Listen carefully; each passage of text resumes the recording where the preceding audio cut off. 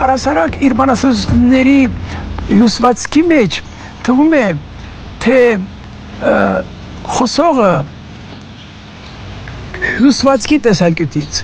ծալքերի տեսակետից, կամ համենայն դեպս տաղաչափության տեսակետից, թվում է, թե մակերեսի, մանկագերի կամ սաղր բանաստեղծական մտածողության տեր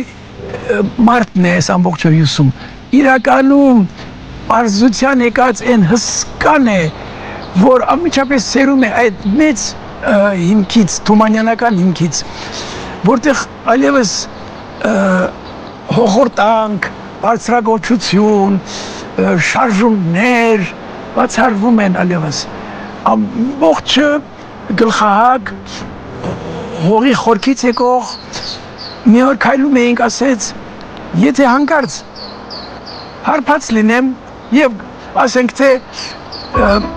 հայտնվեմ մի տարածքում բնության մեջ, խոտերին պարկեմ ու առավոտ արթնանամ, չիմանամ որտեղ եմ, խոտի հոտից կիմանամ որտեղ եմ, Հայաստանի որ մասում եմ։